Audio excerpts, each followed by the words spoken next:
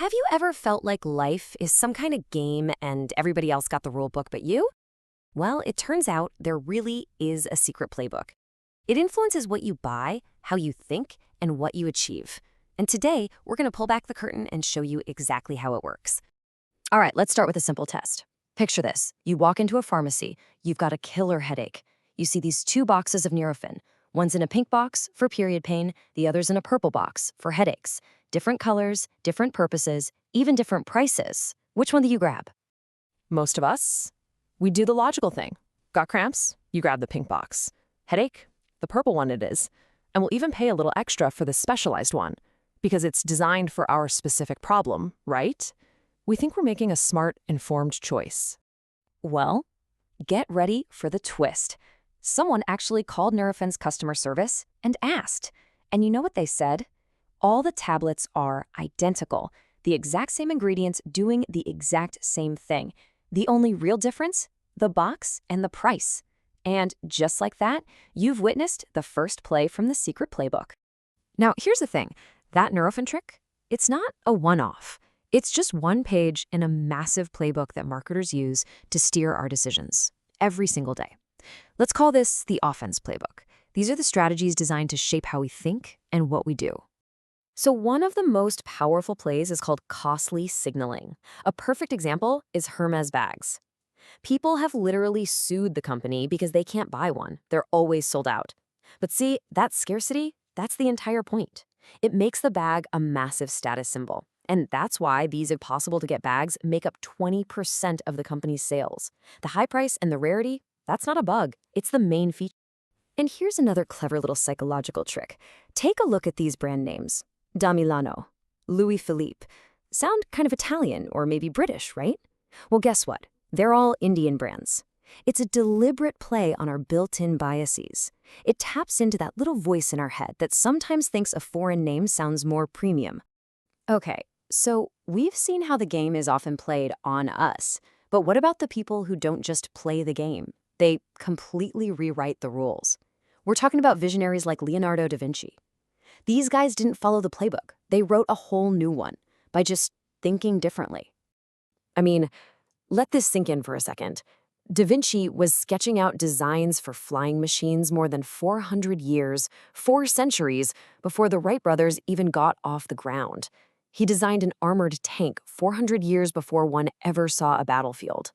The man wasn't just ahead of his time, he was practically living in the future. So, how on earth did he do it? He used a way of thinking that you see in geniuses throughout history. It's a method that, funny enough, Elon Musk says is the absolute key to his breakthroughs at SpaceX and Tesla. And it's called reasoning from first principles. So what does that even mean? Well, most of us think by analogy. We look at what other people have done, and we basically copy or improve on it. First principle thinking is the complete opposite. You break a problem all the way down to its most basic fundamental truths, the things you know are 100% true. And only then do you build your solution back up from scratch. Let me make this super simple. Remember high school math? Most of us just memorize the formula for a plus b squared. That's learning by analogy. You're just remembering the answer. But if you learn from first principles, you understand why it works. You see how it represents the area of those squares. And once you get that fundamental truth, you don't need to memorize anything. You can figure out the formula for any variation on your own. You own the system. You don't just rent the answer.